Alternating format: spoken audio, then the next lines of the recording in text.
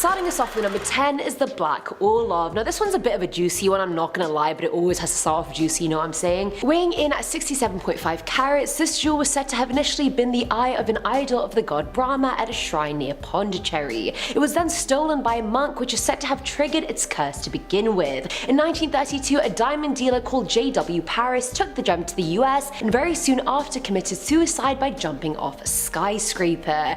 It then got into the hands of two Russian princesses, Nadia Orlov and Leonila Baryantinsky. I hope I said that right. Either way, both of them committed suicide by jumping to their deaths in the 40s. After these string of tragedies, Charles F. Winston cut the stone into 3 pieces in an attempt to break the curse. Whether the curse was broken or not is unclear, but the story gets shadier. Diamond scholar Ian Balfour said there's no evidence of any black diamonds found in India, or even a Russian princess named Nadia Orlov. I mean, maybe she was more of a low-key princess that didn't have much clout, you know, not like a big deal, just a small-time princess. Who knows? Moving on to number 9, Belcourt Castle chairs. Located in Newport, Rhode Island, the entire Belcourt Castle is allegedly cursed or possibly haunted. Previous owners of the building have said they sensed spirits while living there, and even recalled to waking up in the middle of the night to see a ghost of a cloaked man standing over them before walking through the wall. So what's the deal with the chairs? Well, the property has been used for tours in the past, and a handful of visitors have described a paranormal type feeling when they sat in the chairs of the ballroom. More specifically, reports from people include feeling chills up and down their spines when standing remotely close to the chairs. Others have said they felt a presence of sorts moving across their hands, and the most unfortunate visitors have allegedly been thrown from the chairs by an unseen force. Use the force, Luke. At number 8 we have Napoleon's Chair of Death. That doesn't sound ominous at all, does it? Now the Baleroy Mansion is a 32-room estate located in Philadelphia and is apparently the most haunted home in America. Despite being haunted by several spirits and ghosts, the focus of this point is the 200-year-old blue chair that's located in the infamous Blue Room of the mansion. Apparently it was made by an evil warlock sometime in the 18th or 19th century and was owned by Napoleon. It's said that anyone who sits in it will face a very gruesome death afterwards, and that's been true for the 4 people who sat in it after Napoleon died. And obviously after those 4 people, the house owner easily banned people from sitting in it because they were like, props don't want any more people to die, let's just not do that. The chair also has a red mist around it, which is said to be the ghost of Amanda, whoever the hell that is, they never explained it. So either the warlock cursed this chair way back when, or Napoleon or Amanda haunt the chair, or it's just cursed on its own, I don't really know. Coming into the number 7 spot, Maori warrior masks. These masks were worn by New Zealand's Maori warriors who would carve the masks before going into battle. The belief is when a man died wearing the mask, his soul would remain trapped inside that same mask. Now this one is interesting because the mask itself isn't necessarily cursed when it comes to the general public. Instead, the curse of the mask only affects those who are pregnant. The reasoning for this is because both pregnant women and the mask are considered taboo, and if they come into contact with one another, a curse could be created. An example of the misfortune this mask could bring to pregnant women happened as recently as 2007. A pregnant woman lost her life after being drowned while having an exorcism performed on her in hopes of ridding an evil spirit that allegedly possessed her. To this day, museums that have the remaining few masks in their possession have signs that warn pregnant women to stay away. Now at number 6 is the memorial of Colonel Buck. Back in the early days of Bucksport, the town's founder, Colonel Jonathan Buck, had a witch executed, which was pretty common back in the day. She was hung, but before she died she cursed Buck, saying he would always bear the mark of this deed, and he has. On the monument honouring his 75-year death anniversary, there's a huge pointed stocking-shaped stain which people attribute to the curse. One story claims that instead of hanging her, he actually burned her till her legs fell off and rolled out of the fire near his feet. In a different version of the story, she wasn't a witch at all, but was actually pregnant with his child, which was obviously socially unacceptable, so he just decided to kill her as the easiest way out. We hate a coward. Use protection. In the last version, the kid was already born and ran away with his mum's burnt legs, never to be seen again. Now, I don't think any of these versions are better than the other, they're all pretty gruesome, but they all point to a leg slash foot, which is kind of what the stain looks like. It's either a pointed foot or a pointed stocking. Either way, he's a bit of a coward, isn't he? Halfway through the list, at number 5, we got the Dybbuk box. Now the story behind the Dybbuk box is quite a convoluted one. It seems there are many different accounts and stories surrounding the allegedly cursed vintage wine box. However, it seems to have started with its owner, a Holocaust survivor named Havala, who bought the wooden box from Spain before immigrating to the United States. In 2001, an antiques owner named Kevin Manis bought the old wooden box from an estate sale, but upon hearing it was a family heirloom, Manis offered to return the box to the family, who insisted he kept it, but warned him not to open it because it was cursed. Of course, Manus opened the box and found a handful of items inside, including a couple pennies, a statue, among other trinkets. Upon its opening, Manus described a string of misfortunate events happening, from horrifying nightmares to letting off smells of cat urine, as well as a loss of hair and candles burning out randomly. There's clearly something haunting here. What's even scarier is the same day Manus gave his mother the box as a birthday present, she had a stroke. Other owners of the box claim to have developed strange health problems randomly, including being covered in hives, coughing up blood, and who knows what else. Coming in at number 4 now is the Terracotta Army. So back in 1974, whilst doing an archaeological dig at Yang Village in China, a group of 7 workers discovered a 2,200-year-old terracotta army. Whilst the tourist attraction has brought millions of tourists to that part of China, for the workers themselves it's been more of a curse, not a blessing. Soon after the discovery, the government took possession of the workers' farmland, and their homes were demolished and transformed into gift shops and exhibition halls. Wang Puzhi, one of the original diggers, became racked with disease and had no money to pay for his medicine, so he committed suicide. The 2 youngest members of the dig also died very early on in their lives, and the 4 remaining men earn about £2 a day sitting in one gift shop or another. So this cursed relic was great for literally everyone except the 7 people who actually found them, because it literally ruined their lives and wiped out their livelihoods. At number 3, Anguished Man Painting. The story behind this painting is that the man who painted it must have been in some serious pain. I say this because it's rumored he completed the painting using a mix of oils and his own blood. After completing his painting, the man allegedly committed suicide for reasons unknown. The painting is currently owned by Sean Robinson, who's claimed to have been dealing with some paranormal or haunting experiences since it's been in his possession. Examples of these experiences include Sean hearing crying noises, the painting moving by itself, and even some of his loved ones like his son and father having fallen down the stairs at their respective homes. Thankfully, no one was injured too badly from the fall, but Sean is certain the painting his grandmother gave him over 25 years ago is cursed. After all, when she gave it to him, she did mention it was evil and that she heard cries and weird noises while it was sitting in her attic. Now at number 2 is James Dean's car. We all know who James Dean is, I'm not even gonna go into an explanation. He was an American actor and all-around cultural icon. He was known as Hollywood's heartthrob, you could say. Aside from acting, Dean was very interested in auto racing and cars in general. He bought a 1955 Porsche Spyder, which he customized to the nines and dubbed his little bastard. Even though the car was his pride and joy, it was supposedly cursed from the very beginning. Dean met up with Sir Alec Guinness for lunch, and he told him if you get into that car, you'll be found dead in it by this time next week. And he was right. A week later, he was with a group traveling to an event when he collided with another car at an intersection and was basically announced dead on the spot. But the curse didn't even end there. Whilst trying to repair the wrecked car, it fell on one of the mechanics, crushing both his legs. The next owner sold the engine to one racer and the drivetrain to another racer, and the former lost control, hit a tree and died, and the latter got injured in a car crash as well. Then 2 guys tried to steal pieces of the car and were both injured. It was then donated to an exhibit, where the exhibit then caught fire and the car fell on a student, breaking his hip. Then, yes, it's not even over, then when the car was being transported to its next location, it crushed and killed the driver who was transporting it. Like, how many people has this car killed? Can it be a serial killer car? Serial car killer. And in at number 1, the Delhi Purple Sapphire. Similar to the infamous Hope Diamond, the Delhi Purple Sapphire seems to bring misfortune to anyone and everyone who dares to hold it in their possession. So what's the deal with this one? Well, for starters, it's not a sapphire. It's actually an amethyst, but was mistaken for a sapphire when an English soldier stole it from the Temple of Indra during a war between India and the British Army. As soon as the soldiers returned home, his family lost their fortune, and not long after, every member of his family had started to fall ill. When he lent the stone to a friend, that friend inexplicably committed suicide. Fast forward to 1890, and Edward Huron Allen is gifted the cursed relic from the soldier's son. When unfortunate things started happening, Allen got the stone bound to a ring in the shape of a double-headed snake and inscribed the ring with zodiac signs in hopes that it would keep the curse away. It did for the most part. Then in 1902, Allen lent the ring to a friend who immediately returned it after experiencing misfortune. When Allen got it back, he started experiencing misfortune as well, which led to him throwing the ring away in a canal.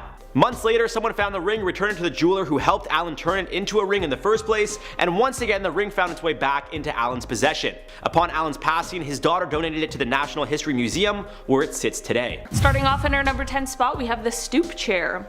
This is the stoop chair that once belonged to Thomas Busby. Thomas was a man who lived in Thirsk, North Yorkshire, and wasn't known as a very nice man, but he really loved his chair. Like, a lot. In 1702, he found his father-in-law sitting in it, and it sparked an argument between the two of them. The father-in-law threatened to take his daughter back, which is very 1702 of him, and that's when Busby kicked him out of the house. After this, Busby ended up going over to the father-in-law's house, and things escalated so far that Busby actually ended up killing his father-in-law, and then he went on to hide the body in the woods. Of course, the body ended up being found, and this led to Busby getting convicted and sentenced to death. It is said that on his ride to his execution, he has to stop by his favorite pub for a beer, and this request was fulfilled, which is also very 1702. Apparently, as he finished his drink, he said, quote, "May sudden death come to anyone who dare sit in my chair." I really don't know what it is with this guy in his chair, but while it currently resides in the Thirsk Museum, it has been recorded that many terrible fates have been met by the people who have sat in the chair. In 1972, it was decided to hang the chair from the ceiling so that no one could sit in it again, which is probably for the best. In our number 9 spot today, we have Annabelle. It's not just a movie, folks, there really is a very real doll that the tales have been inspired by. The doll now resides in the Warrens Occult Museum, where it absolutely belongs, but where did it come from? Well, there was once a college student named Donna who received the doll as a gift from her mother, who had purchased it from an antique store. Donna and her roommate started to notice some pretty creepy things happening and swore that the doll was moving. They said it would appear in different places and positions throughout their apartment before things began to worsen. Donna began to find notes that said help in her apartment, and one night she found the doll in a different position and covered in some sort of red substance. The girls then decided to contact a medium who solidified all of their beliefs and told them that the doll had been possessed by the spirit of someone who was killed in their apartment building. For some reason, the girls didn't immediately get rid of the doll, and the story goes that their friend Lou, who was at the girls' apartment, heard strange noises one night and went to investigate, and this is when he was attacked and killed by Annabelle. The girls finally contacted a priest who told them that the doll was possessed by a demon straight from hell, and then he put them in contact with Ed and Lorraine Warren, paranormal investigators. The two of them tried to do an exorcism on the doll, but it apparently failed, which is why it is now kept in a glass box at their museum. In our number 8 spot today, we have the Goddess. This statue is actually called the Goddess of Death, or sometimes the Woman from the Lem. This artifact is made out of limestone, and it was created sometime around 3500 BC, and it was found in Cyprus in 1878. Over the years, it has belonged to many different families who all have been ruined and dismantled by death. After the first 6 years of ownership, all 7 members of the first family died. It then moved on to a second owner, and after 4 years, death began to come to him and his family as well.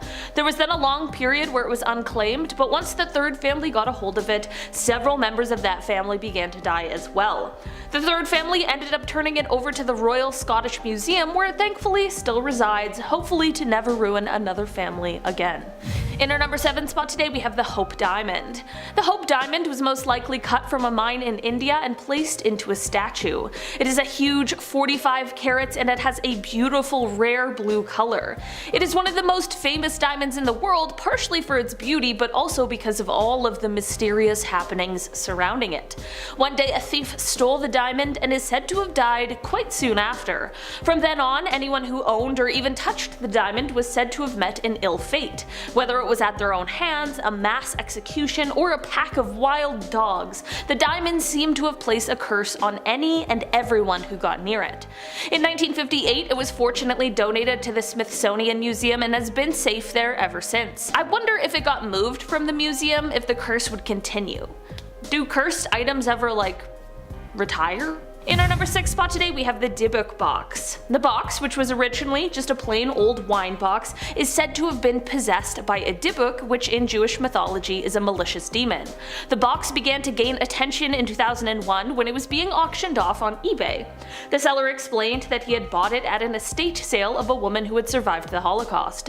When he first opened the box, he found 2 1920s pennies, a lock of blonde hair bound with a cord, a lock of darker hair bound with a cord as well. Well, a small statue that was engraved, a small golden wine goblet, one dried rosebud, and a single candle holder with 4 octopus-shaped legs. Since he bought the box, he reported that strange things began happening, such as really horrific nightmares for him and anyone who had stayed around or touched the box, and when he gave the box to his mother as a birthday gift, she suffered a stroke the same day. The box ended up in the hands of Zach Bagan, who is a paranormal investigator, and it now resides in his haunted museum. The box also gained even more attention in 2018 when Post Malone touched it, and has apparently been dealing with the repercussions of that ever since. So, I don't know what you want to do with that information. In our number 5 spot today we have Robert the Doll. Annabelle gets a lot of attention for being a haunted doll, but Robert is just as terrifying. Swear to God guys, the door just opened on its own. Robert the Doll's trying to come in right now. Robert the Doll was a childhood birthday gift from a grandfather to his grandson, who is also named Robert, but more often went by Gene. The story claims that while growing up with Robert, Gene would often be heard by his parents in his bedroom having conversations with himself in 2 entirely different voices. His parents would sometimes be woken up in the middle of the night to the sound of Gene screaming, only to find him completely frightened in bed with overturned furniture around him. Gene would blame Robert for all of the strange happenings, and at the time, no one really believed him. Gene kept Robert into adulthood, and it became what people would describe as an unhealthy relationship. Apparently, Gene took Robert everywhere with him and spoke as if he was a living entity rather than a doll. Okay, this story is already not great, but surprisingly, it gets worse. Gene lived in a house as an adult that was called the Artist's House. Robert would be left in the upstairs window where children in the area reported seeing the doll disappear and reappear, and they all chose to just stay clear of the house. After Gene passed away in 1974, a woman named Myrtle purchased the house, and apparently Robert as well.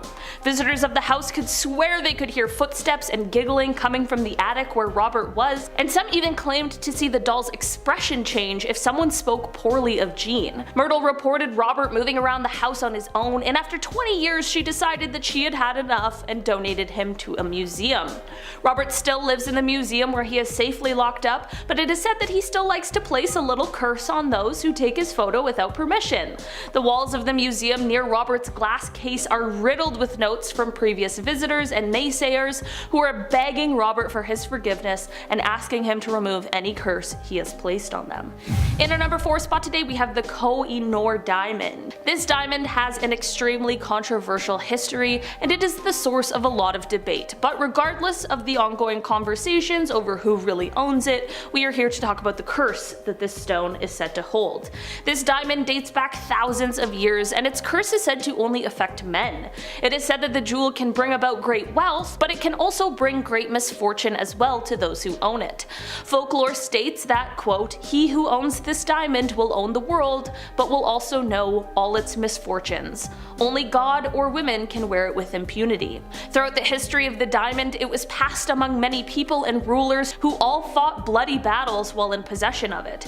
Every prince who had it is said to have ultimately either lost their power or their life while in possession of it as well. Part of the controversy of the diamond is how it ended up in the hands of the British royal family during colonization in the 1800s. Ever since then, it has only been worn by female monarchs, including Queen Victoria and Queen Elizabeth. The diamond now resides in the crown of the Queen Mother and is on display in the Jewel House at the Tower of London. In our number 3 spot today we have the Dark Mirror. The Dark Mirror now belongs to the Traveling Museum of the Occult, who got it from the mirror's original owner. The mirror is said to show some pretty upsetting images when you stare into it. The original owner said that they purchased it from a psychic fair in the Columbus area and were shocked with the visions they saw when looking into the dark glass. Visitors to the Traveling Museum have claimed to see things such as their own corpse when they gaze into the mirror. I don't know, pretty creepy stuff. Look if you dare. In our number 2 spot today we have the Great Bed of Ware. I definitely wouldn't necessarily expect to see a bed as I waltz through a museum, but the Bed of Ware is actually one of the Victoria and Albert Museum's biggest attractions. This lavishly decorated bed is said to have been built in the 15th century for King Edward IV by a carpenter named Jonas Fosbrook. After a while, it is said that this bed began to be passed between the inns of Ware, which led to more common folk being able to get their shut-eye in this elaborate bed. Here's where the tale turns. It is said that once more people began sleeping in this bed, they also began covering it in graffiti and carvings. Apparently, this disrespect for what was said to have once been a regal item angered the ghost of the man who made it. This is where the curse comes into play. It is now said that anyone who dare try and sleep in the bed, unless you're a noble of course, will be attacked by the ghost of Fosbrook. He makes it his business to ensure that the bed only sees visitors who are fit for it. In our number 1 spot today we have Old Nick. Old Nick is often referred to as the Swansea Devil, and his story dates back to the 1890s, although he now resides in the Swansea Museum. So back in the 1890s there was the prestigious St. Mary's Church located right in the center of town. The church decided to do some renovations and they put out some ads to hire someone.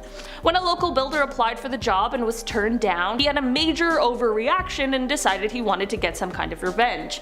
He went and bought the row of cottages that lay next to the church and then demolished them all. In their place he built large brick offices, and then he commissioned the carving of Old Nick and placed him right on top of the office building looking down at St. Mary's Church. Legend goes that he even placed the curse himself by saying, quote, "When your church is destroyed and burnt to the ground, my devil will remain laughing." Some years later, during World War II, a German blitz came through the town and it left most of the town, including St. Mary's, completely destroyed and burnt to the ground. But the office building with Old Nick was undamaged and remained standing. For a while, Old Nick seemed to kind of disappear, but once he resurfaced, there was a petition to put him back to where he was before, as well as a subsequent counter petition to put him far, far away from the rebuilt St. Mary's Church. As of now, Old Nick resides behind glass in the Swansea Museum, and it is said that he is enclosed in glass more for our protection than his. Number 10. Dybbuk Box. In Jewish folklore, a dybbuk is an evil spirit.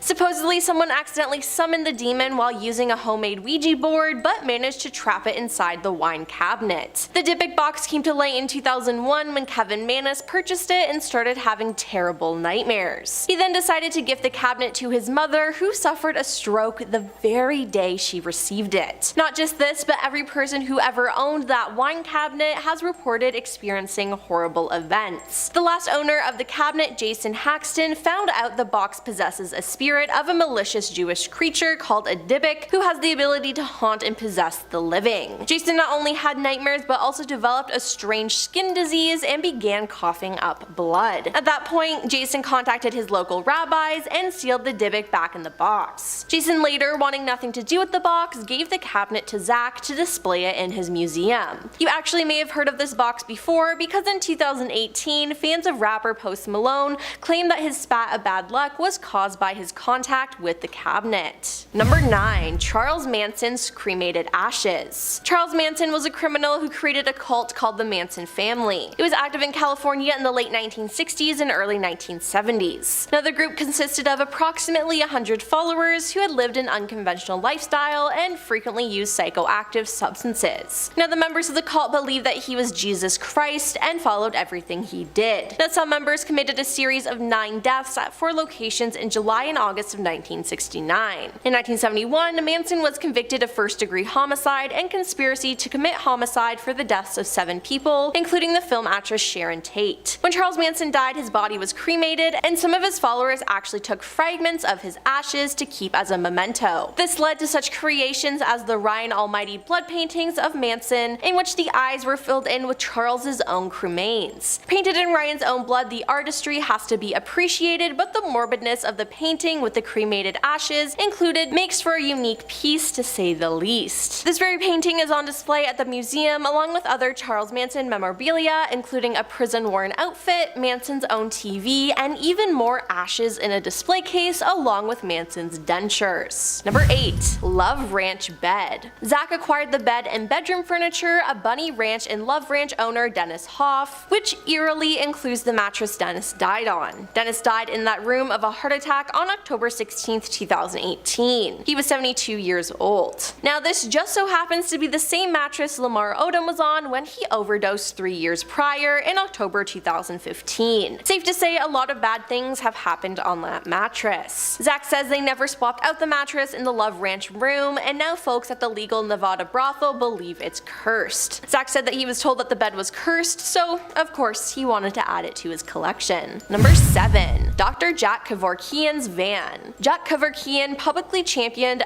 a terminal patient's right to die by physician-assisted suicide, embodied in his quote, "Dying is not a crime." It said that he assisted at least 130 patients in ending their lives. For this, he was convicted of homicide in 1999 and was often portrayed in the media with the name of Dr. Death. Jack, who died in 2011, lived out of a van for periods of his life and used it to carry out some of his crimes. Zach found this van and paid $32,500 for the rusty 1968 Volkswagen van, which has been parked in storage at the American Jewelry and Loan Pawn Shop on 8 Mile in Detroit. Now it sits at his museum for all to see. Number 6. Demon House Staircase. From a very intriguing standalone documentary of the same name, the Demon House was an investigation undertaken by Zach and the team at a home in Indiana, where the family claimed that numerous members of the family had been possessed by a spirit. The local police department and even social services within the local area were convinced that the house was some way haunted. From footsteps in the corridor to full-on body possession, the Demon House creeped Zach and the team out more than anything we've witnessed on the show before. Now Zach actually purchased the home for himself for investigations back in 2014 and used it to film the documentary before bulldozing it entirely in 2016, taking pieces of it, including the staircase, back to the haunted museum. Number 5. The house itself. The mansion housing the museum has reportedly been haunted for years. It was built in 1938 and owned by businessman Cyril S. Wenger, and rumor has it dark rituals took place in the basement in the 1970s. There was a pentagram found in the basement, and this is where supposedly a young boy was sacrificed. It is some kind of satanic altar supposedly to invoke the spirits down there, and it's an extremely evil place in the house. During the tour, they try to usher people through the basement as quickly as possible because it's so scary. Now the mansion at one point was turned into a law firm where strange occurrences continued before the place was purchased by Zach and was eventually converted into Zach Bagans' The Haunted Museum. Number 4. Bela Lugosi Mirror. Hollywood star and Dracula actor Bela Lugosi is one of the world's most famous horror actors, but did you know that he once owned a mirror believed to be haunted? It is reported that he was obsessed with practicing a form of clairvoyance, which would involve him staring into inanimate objects to try and conjure messages from spirits. One such object reportedly used by the actor for such practice was a mirror, which hung in Bela's Hollywood Hills home. Zach was given the mirror by the niece of lawyer and B-movie producer Frank Saltry, who formerly lived in the home once owned by Bela. However, Frank tragically died at the home in 1982, and following his death, the producer's family inherited the mirror. Soon after bringing the mirror home though, the family began to notice that paranormal activity began to occur in their own home. Believing Bela's own practices and her uncle's death to have affected the mirror, she later took the object to paranormal investigator Zach. After taking the mirror from Frank's niece, the star also encountered his own paranormal experiences around the mirror when he investigated his own museum for a 2017 episode of Ghost Adventures. This included seeing a ball of light that appeared on the opposite wall of the mirror, which Zach said traveled across the room and went inside the mirror. Now that sounds extremely haunted to me. Number 3. Ed Gein Cauldron. Ed Gein ended the lives of people and was a grave robber. He created costumes, furniture, and other keepsakes from the bodies of his victims. A police raid on his house turned up masks literally made from human faces, a belt of nipples, and a corset created from a skin torso. To be clear, he never wore these costumes when ending people's lives. Instead, he donned them in the privacy of his home. Now some masks appeared to be mummified, almost dried out, while others were more carefully preserved. A few had lipstick applied and looked more lifelike, and 4 had been stuffed with paper and hung on the wall of his bedroom almost like hunting trophies. Leatherface from the Texas Chainsaw Massacre, Buffalo Bill from The Silence of the Lambs, and Norman Bates were all based on Ed. Zach paid $2,800 at an auction to take possession of the 25-gallon cauldron Ed used to discard his victims' entrails when he gutted them. The thing had been sitting in a Wisconsin woman's home, used as a flower pot ever since Ed's 1984 death in prison. When she died, her son wisely believed the cauldron was cursed and wanted it gone, so now it's Zach's. headaches. Number 2. Peggy the doll. Warning, looking into this doll's eyes can cause you to have health issues or even get haunted. Please watch at your own risk. Now, Peggy the doll is a 3-foot tall doll that has a blonde hair bob with glassy blue eyes and is considered to be the most haunted and dangerous doll in the world. After being purchased at a car boot sale, the owner began having nightmares and felt as though she was being haunted by the doll. She contacted Jane Harris, a paranormal and haunted doll investigator, and eventually sent the doll to her. Jane and her team of psychics began working with the doll, running experiments, or having paranormal sessions with it, and began posting photos and videos of the doll online. That is when she began to receive comments from people who had seen the video and immediately after viewing began to have chest pain, nausea, and or crippling headaches. So yes, she can haunt you through a screen. Jane has come to the conclusion that the doll is possessed by the spirit of a woman who was born in 1946 who died of a chest-related condition like asthma. Now, Peggy's picture alone is said to cause anxiety, heart attacks, and headaches. Now, Peggy is treated with extreme respect in the museum. She has her own room and a spirit box which is linked up to the room so guests can interact with her if they wish. Many guests have received very strange feedback through the spirit box, including being called out by name and conscious replies to certain questions asked on her guided tours. Now, looking up information about Peggy was absolutely terrifying, and Peggy, if I accidentally looked into your eyes, I am so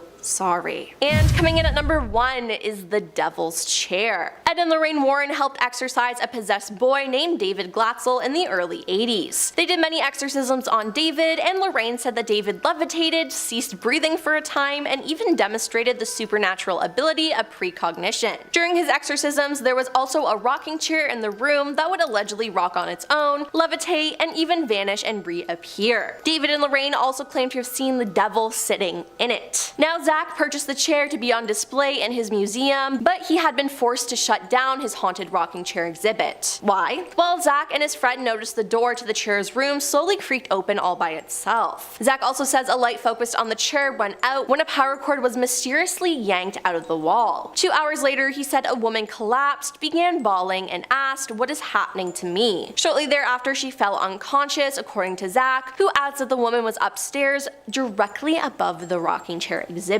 Later, Zach said 5 of his tour guides throughout the museum started crying uncontrollably. After just a few tours on opening night, the stress was too much for Zach and it forced him to shut it down altogether for the night. For now, Zach says the haunted rocking chair exhibit is closed until further notice, but in the middle of 2022, YouTubers Sam and Colby, who are paranormal investigators that I love, by the way, were given special permission to not only see or touch the chair, but to sit on it. The results were insane, and let me just say they are braver than me because wow.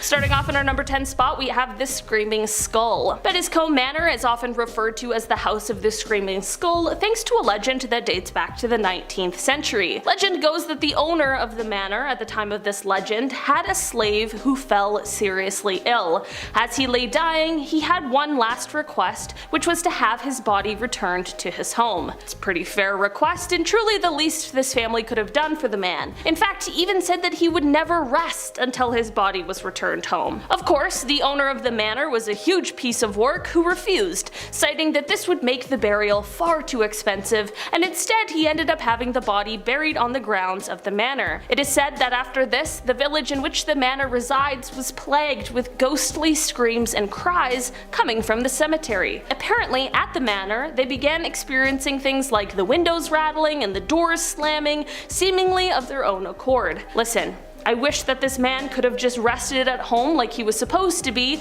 but considering how awful these people were, I am so happy that he made sure everyone and their families were haunted because of their greedy behavior. In the end, it is said that the hauntings got so bad they ended up exhuming the body and bringing it into the manor. From here, it is said that the body somehow disappeared, all except for the skull, which still resides in the manor. In our number 9 spot today, we have the Iceman. Okay, so this is not an object because it's a mummy, but I still had to include him on this list because the story is so crazy. The mummy of Otzi, who is also referred to as the Iceman, was found in 1991 in the Otzal Alps in Italy. It is believed that Otzi lived around 3000 BC and his body became mummified and preserved because of the glacier that surrounded him post-mortem. While this is an incredibly interesting discovery, the finding of Otzi may have come in a package with an old curse just waiting to be released. Here's the thing, the people who helped with the discovery discovery of Otzi are all dying under mysterious circumstances. I mean, we are currently at person number 7 within 1 year, so that's very suspicious. When molecular archaeologist Tom Loy was writing a book about Otzi, he passed away from a blood-related condition that he was diagnosed with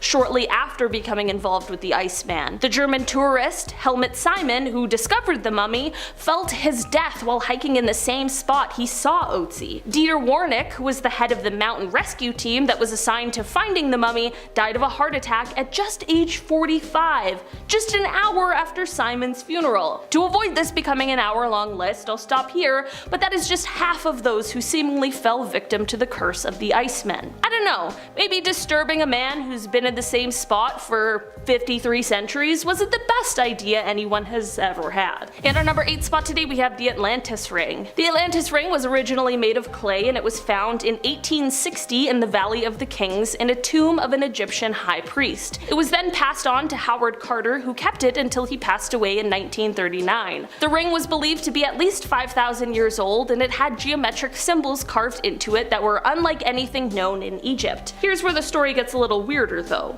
Howard is one of the people who discovered King Tut's tomb, and he would later tell people that he was wearing a talisman when the tomb was opened, aka the Atlantis Ring. He claimed that the ring gave him protection, and that just might be true because he is the only member of the team who didn't die a mysterious death after the opening of the tomb. Even those who visited shortly after the opening of the tomb were subjected to this curse, with a total of 18 victims in the end. Howard said that this ring is what protected him against whatever evil forces were at play. So I guess maybe the Atlantis Ring is more like an anti-cursed object? I don't know, but what I do know is that it is all quite curious. There are now replicas that are sold, but I'm sure none hold the power of the real deal. In our number 7 spot today we have the Bassano vase. The Bassano vase was cast from silver in the 15th century and was apparently a wedding present for a bride who lived in a small village in Napoli. On the wedding night, however, the bride was found dying on the floor with her hands wrapped around the vase. With her last breaths, she vowed to have her revenge, and at this point it became unclear whether the vase was already cursed or perhaps if this may be what caused the curse in the first place. As time went on, the vase was handed from person to person within her family, and with each new owner came a mysterious death. Because of this, the family decided to hide the vase away in some sort of secret location, and this worked for a while until the vase was unearthed once more in 1988. The vase also contained a piece of paper from the family that warned, "Beware, this vase brings death." Well, of course, whoever found this vase did not listen, and instead they sold the vase once again. The first buyer, who is said to have been a pharmacist, owned the vase for 3 months before passing away under mysterious circumstances. Then there was the 37-year-old surgeon who died after having the vase for 2 months. After this was the archaeologist who only made it 3 months with this vase in his possession, and at this point, you get where this is going. At this point, we don't know exactly where this vase ended up, but I'm hoping it's somewhere deep underground, or in space, or somewhere else far, far away from us all. In our number 6 spot today we have the Belcourt Castle chairs. Belcourt Castle is located in Newport, Rhode Island, and it is a former summer cottage. Construction on the cottage started in 1891, with it being completed in 1894, and inside there is a ballroom. This ballroom is important because it is said that it holds a group of haunted chairs. People who have visited the castle have reported a ton of strange happenings regarding this specific set of chairs. The reports include things like feeling chills racing up and down their spines, or feeling a strange sensation and a shift of energy while standing near the chairs, and some people have even explained how they have been pushed out of the chairs by an invisible force. I feel like just hearing these stories might be enough to explain the energy shift some people are feeling, but actually being pushed out of a chair by some sort of invisible force would be absolutely terrifying. In our number 5 spot today we have the Koh-i-Noor diamond. This diamond has an extremely controversial history and it is the source of a lot of debate, but regardless of the ongoing conversations over who really owns it, we are here to talk about the curse that this stone is said to hold. The diamond dates back thousands of years and its curse is said to only affect men. It is said that the jewel can bring about great wealth, but it can also bring great misfortune as well to those who own it. Folklore states that, quote, "He who owns this diamond will own the world, but will also know all its misfortunes. Only God or women can wear it with impunity. Throughout the history of the diamond, it was passed among many people and rulers who all fought bloody battles while in possession of it. Every prince who had it is said to have ultimately either lost their power or their life while in possession of it as well. Part of the controversy of the diamond is how it ended up in the hands of the British royal family during colonization in the 1800s. Ever since then, it has only been worn by female monarchs, including Queen Victoria and Queen Elizabeth. In our number 4 spot today, we have the Destiny Ring. Rudolph Valentino was an incredibly famous silent film star before he passed away at the super young age of just 31 years old, and there are many out there who believe his untimely death was caused by the Destiny Ring. This ring is one that he picked up from a California jeweler. Before purchasing it, there were warnings of the stories which claimed that this ring was cursed, but Rudolph decided to go ahead with the purchase anyway. It is said after this ring came into his possession, his luck began to turn. The movies he starred in started to do poorly, some even flopping, and his career began to struggle. From there, he fell incredibly ill, and when he passed away, he was wearing this cursed ring. From there, after his death, his lover ended up receiving the ring, but once it was in her possession, she too fell extremely ill and she decided to give the ring away. All the owners after that were reported to have died in strange ways or under mysterious circumstances, which has led to the ring now being placed in a bank vault, all locked up so that it hopefully can never cause harm to anyone again. In our number 3 spot today, we have The Orphan's Story. This is a book that was originally written in the early 1600s, but it didn't end up getting published until 2018. The Orphan's Story is about a 14-year-old Spanish boy who heads to the Americas. You know, a classic kind of coming-of-age feel-good story, right? Well, not exactly, and that is exactly the reason why it took so long for it to be published. While the curse in this book doesn't come from the story itself, there is something dark lurking in those pages. The book's publisher, Belinda Palacios, who worked on the book for 2 years, explained that throughout those years, she was often warned of the cursed book and how every publisher who had tried to work on it before ended up passing away in a mysterious way before they could finish the book. When Belinda looked into this, it turned out to be true. Her research showed that those who tried to edit the book before either found themselves in horrible accidents or with strange illnesses. Luckily, Belinda made it through the process unscathed, so let's hope that maybe the curse has been lifted. Either way, it's probably one I'll personally stay away from. In our number 2 spot today, we have The Van. Dr. Kevorkian was a man who's called an angel of death. If you haven't heard of these people before, they are doctors who like to euthanize patients, normally against their will. So this piece of work was doing just that, and one of his most important tools was his large white van.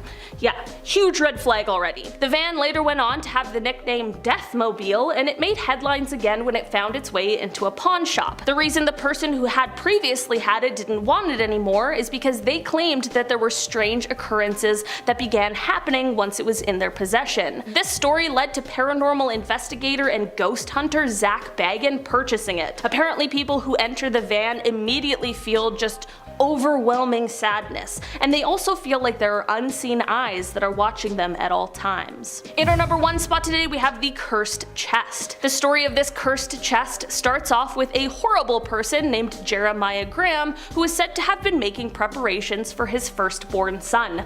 Part of these preparations was having a hand-carved chest made, and the person he got to make this chest was a man who he had enslaved named Remus.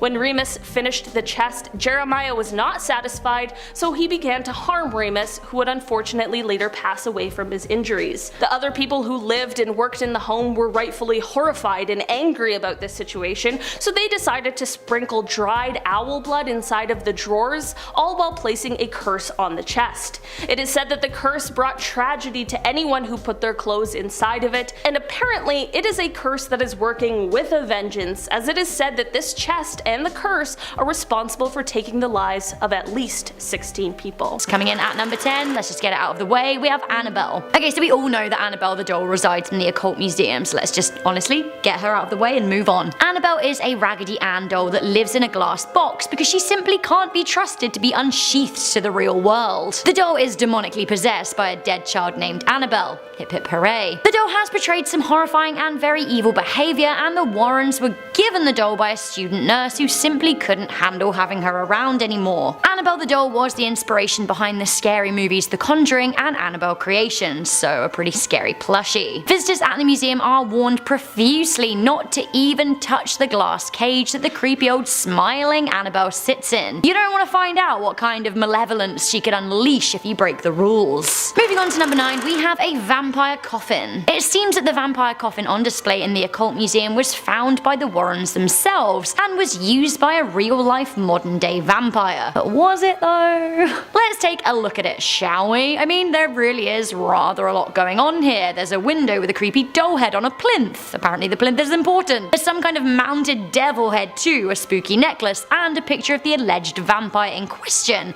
And like, what is happening at the top there? Also, is the vampire who this belongs to pissed that his bed's been stolen? Like, I would be. Is he gonna come looking for it? So many questions. Coming into number 8, we have child gravestones. Okay, but like, actually, what is wrong with the Warrens? I get it, occult museum and everything, but do we not draw the line at tombstones of children? Apparently, we do not. These wee little graves can actually be found outside the main museum, you know, just to like create a more total experience in the walk up to the building. It is said that the graves on display belong to children who were used in ritual sacrifice for satanic spells. Coming into number 7, we have the 2 deaf dolls. These dolls are a little bit different from Annabelle, as they are said to be voodoo dolls or witch dolls. Sure, they look creepy. I mean, one of them has a noose around its head for goodness sake. The other one has had its eyes gouged out, which isn't better by any means. The story behind them is even creepier, because you see, voodoo dolls are used to bring real harm to real people. The noose on the neck of one of the dolls probably indicates that someone died, and gouged out eyes, well, that isn't a great sign either. It seems that a doll collector came across these dolls and brought them home. I would leave them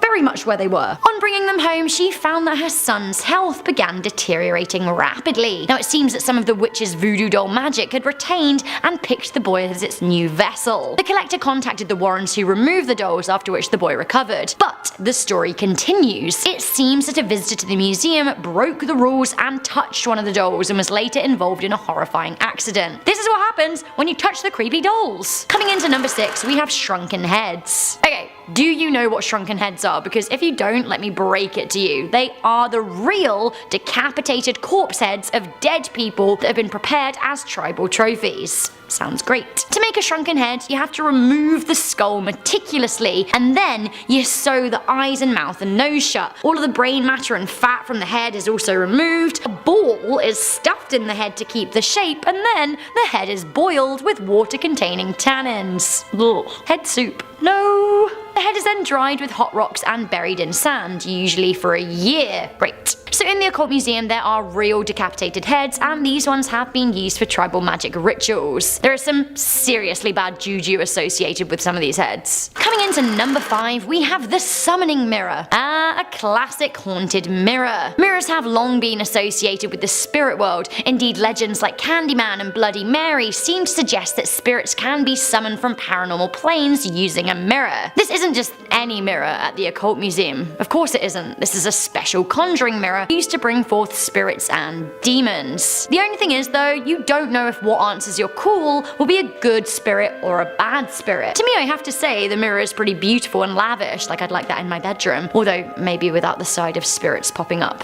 They can stay out. Coming into number 4, we have the haunted organ. Who this organ belongs to, we simply don't know, but according to the Occult Museum, it starts playing itself at random intervals. Ooh. It is thought that the organ is haunted by a particularly musical spirit, and that the instrument provides a macabre soundtrack to the witching hour at the museum. On top of the organ sits all kinds of other creepy stuff, a sign which reads "Restless Spirit", a hand holding a small ball, a bust of a child, a big frog, a selection of spooky owls. Honestly, wonder how the organ feels about all the clutter. Marie Kondo needs to get in, sort it out. Coming into number 3, we have a brick from the most haunted house in England. The story of the Borley Rectory is actually pretty chilling. The building was constructed in 1862 in Victorian times in Essex, and rumours of its haunting were rife from the very beginning. The building was severely damaged by a fire in 1939. Ghost hunters claim the activity is related to a Benedictine monastery built in the area in 1362. A monk was said to have been executed and a nun bricked alive in the walls of the convent after the pair had an affair. It is thought that the nun and the monk haunt the grounds and had a hand in the fire that tore through the rectory building on the site. Before the fire, it was said the owners of the house had found human bones on the property and experienced poltergeist activity. Despite the fire rendering the building inhabitable, hauntings in the ruins continue. Now, of course, good old Ed and Lorraine had to go for a jaunt there, and they took a token back to the museum with them, a brick from the ruins. Was it one of the bricks that was used to keep the nun in the wall? Does it carry any of the bad energy from its horrible history? Like, possibly. Coming into number 2, we have the Wood Dweller. Ugh, the story behind this object honestly fills me with fear. So the story goes that the satanic idol was found in the woods by a guy who was out hunting. The man said that he walked up to the doll and had a horrible feeling. Have a listen to what the Warren Museum had to say about it. He didn't know why. He looked at it, it was so spooky to him. He got this feeling of dread and this feeling of horror. And he said he was like sitting next to it, like just almost lost all his strength. Honestly, that's terrifying. It scared a grown man, a huntsman. All of his energy was just drained and he said he was filled with dread. Ugh. He said he turned away from the idol and then he saw a man wearing a black cloak walking in step opposite to him. It seemed that the horned idol is used for satanic rituals for summoning evil spirits. The man did make his way out of the forest and told the Warrens about the idol. Of course, Ed and Lorraine went to seek it. Lorraine Warren was particularly affected by the piece and said that one of the demonic spirits inside the idol sent her into a catatonic state for days. She even claimed it made her levitate. Does this sound like something should be on display to the public? To me, no. Put it away. Okay, this needs to be put away. It freaked me out harder than Annabelle, and I don't know who's gonna make a movie about this, but they should. We have the heart-stopping Shadow Doll at number 1. Let's have a look at this Shadow Doll, shall we? Ah! Honestly, my eyes! Take it away. This doll is said to have been created by black magic and is comprised of human and animal bones. Hip hip hurrah. The life-size doll is labelled as a doll of shadows and hexes, and if you ever visit the museum, you should be careful not to look the doll in the eye, for it seems that it has the ability to visit you in your nightmares, giving you a fright so hard you could have a heart attack. Apparently, even so much as photographing this doll could expose you to its hex, so be careful. The Warrens say that the doll was given to them by a couple who found it in an antique store. I know, right? Who wouldn't look at this doll and think, what a beautiful vintage piece worth taking home? Obviously, just ignoring the warning signs of the doll's demonic fashion sense and the soul-sucky open mouth and the gormless eyes. Yep, the couple took it home and began experiencing terrible sleep paralysis and nightmares, and at this point, I'm thinking, who do they have to blame but themselves? The husband even woke up with scratches on his back. Who do you gift a horrible demonic doll to? The Warrens, of course. Starting us off at number 10 is the death van. During the mid to late 90s, Dr. Jack Kevorkian became a notorious figure after being convicted for second-degree homicide for his role in the voluntary euthanasia of over 130 patients. Through the trial, his reputation earned him the nickname Dr. Death, and he ended up being sentenced to 10 years for his deeds. Now, despite the negative narrative, the doctor always fought back, claiming to be aiding the terminally ill end their lives on their own terms, and had set up an old 1968 Volkswagen van to get the job done. Now, whether you believe he was innocent or not, the fact of the matter is that at least 130 people died in this van, so naturally it has developed quite the reputation as a haunted object. So much so that at one point in time it was being sold on eBay for nearly $4,000. However, nowadays you can find it at the eternally haunted Zach Baggins Museum, where the ghosts of those who died are said to wander the museum, spooking visitors at all hours of the day. Coming up next at number 9 is Wheelie. Some say it's a stuffed dog, while others say it looks more like a sheep, but either way, it's an old, creepy, haunted toy from the 19th century that can be found in the Prince Edward Island Museum in Canada. Nicknamed Wheelie due to the creaky wheels the stuffed animal sits on top of, this nearly 200-year-old toy was found lying inside the walls of the Yeo house while construction was underway. According to staff, the disfigured sheep dog toy was simply lying on the ground inside the walls, and so they decided to keep it and put it out on display for their visitors, which would be all well and fine, except for the fact that it very well may have been hidden in a wall for a reason. Apparently, Wheelie is known to wander around all by himself, and is often found hiding in a different spot than where he was left the night before, which, if horror movies have taught me anything, is never a good sign. Coming in at number 8, hair. Now, I will admit this is not a single object that can be found in a haunted museum, but it is definitely an exhibit that will make your skin crawl. Inside the Avanos Hair Museum in Turkey, yes, you heard that right, is literally a floor-to-ceiling cave-like room with countless little snippets of hair surrounding you at every angle. In fact, to be exact, there are 16,000 different hair samples adorning the walls.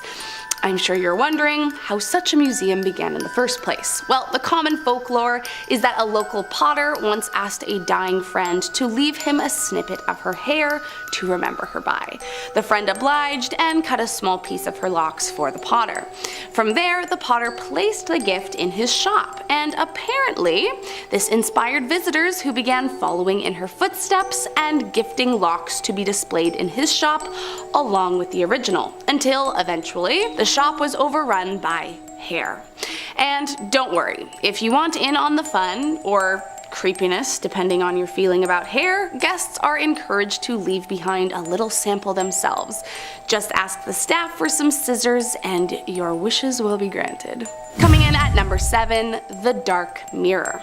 Found in the Museum of the Paranormal and Occult, this dark mirror is said to show you much more than you will ever want to see. The Mobile Museum obtained this cursed mirror from the original owner, who claimed to have purchased it while attending a psychic fair in the Columbus area.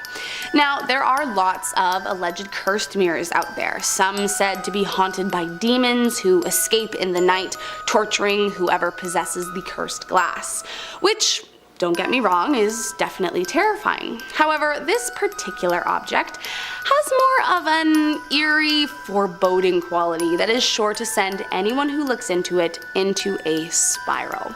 According to the museum, those that dare gaze into the cursed mirror claim to be struck with very upsetting visions. Some even reported ghastly sightings, such as their own corpse staring back at them.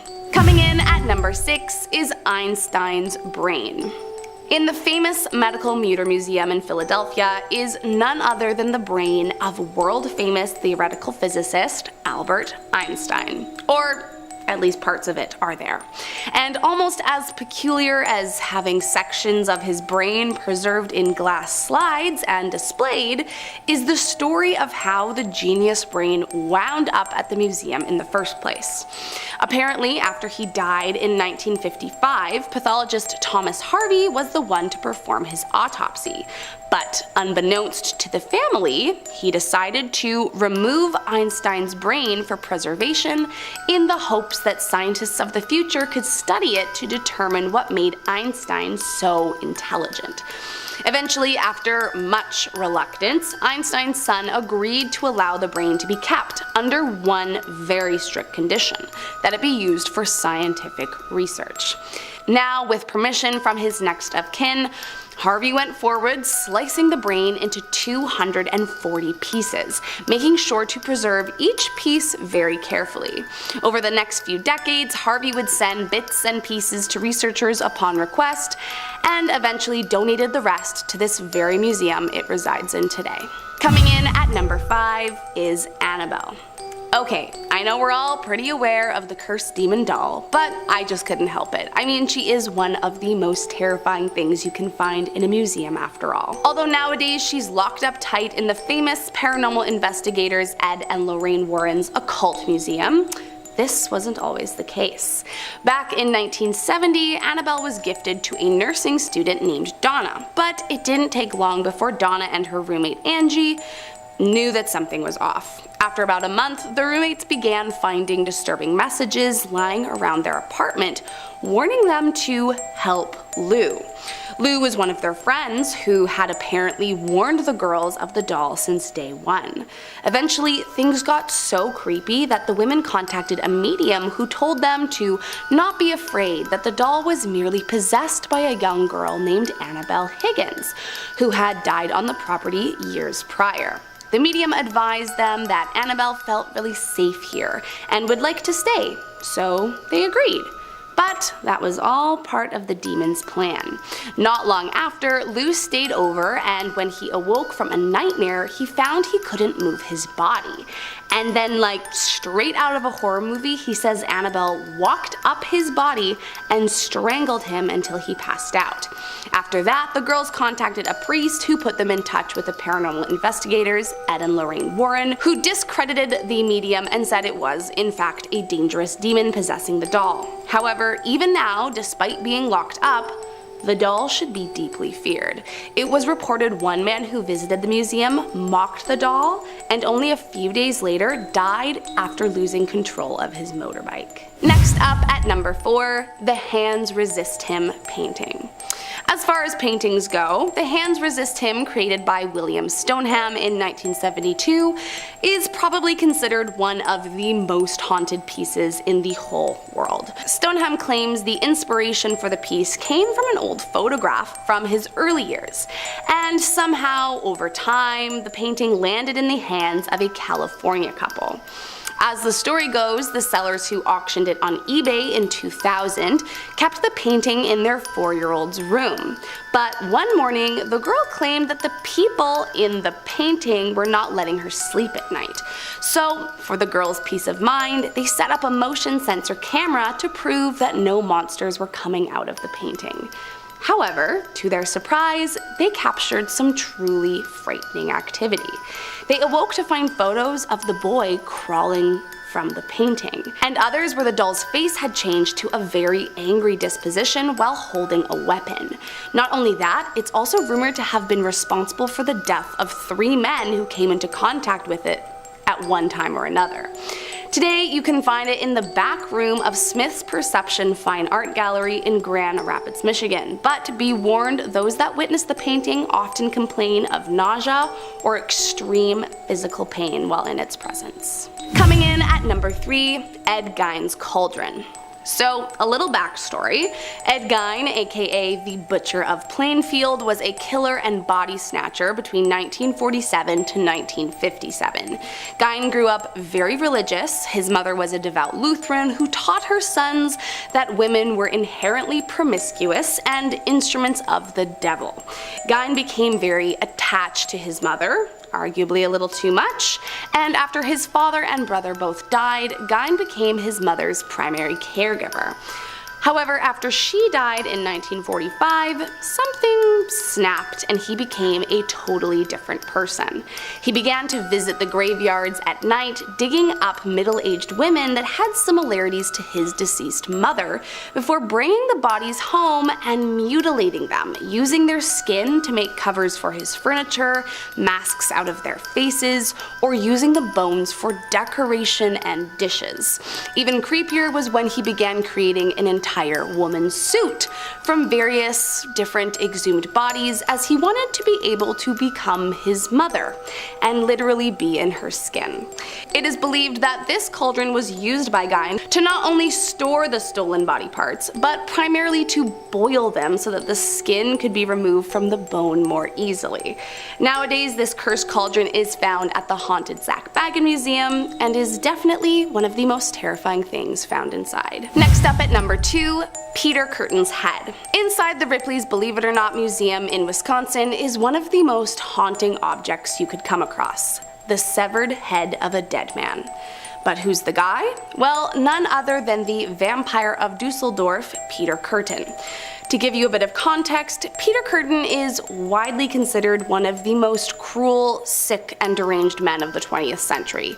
Between 1913 to 1929, he was a rampant killer and predator, responsible for the death of 10 people, on top of another 31 attempted killings among his 68 crimes total. While in court, he received the nickname Vampire of Dusseldorf for reasons I'm sure you can imagine, and after freely confessing to all his crimes with no remorse for his cruelties, he was sentenced to execution via the guillotine. But his atrocities did not end there. In fact, shortly before he was executed, he famously turned to his psychiatrist and asked, quote, "Tell me, after my head is chopped off, will I still be able to hear, at least for a moment, the sound of my own blood gushing from the stump of my neck? That would be the pleasure to end all pleasures." Following his beheading, his head was then bisected and his brain was removed in order to be studied. The rest of his head, however, was mummified, transferred to the United States, and put on display for the world to see. And last up today in the #1 spot, Nabrok. In 17th century Iceland, there was a well-known witchcraft ritual where people would create pants out of the skin of the deceased in hopes of a better life for them and their families moving forward. Called Nabrok, meaning corpse breeches, or more commonly referred to as necropants nowadays, the pants were made as a talisman to magically summon more money for whoever made them. However, there was a catch. The man in question had to have consented before death, and the deed could only be done after the burial had taken place. Once loved ones said their goodbyes, you were free to dig up the corpses and peel off the skin, being careful to keep it all in one piece. It was believed that no holes or tears could occur, otherwise the power of the necropants would be lost. But disgustingly, it didn't stop there. Once you had fashioned the pants and put them on your person, the ritual demanded you head out into the village and steal 1 coin from a destitute widow. From there, the coin was to be placed in the groin of the pants, along with a traditional Icelandic sigil for the ritual to be complete. There is only one known pair of such pants remaining today, and it's held in the Museum of Icelandic Sorcery and Witchcraft. And if you ask me, they are just about the most terrifying thing that I can think of.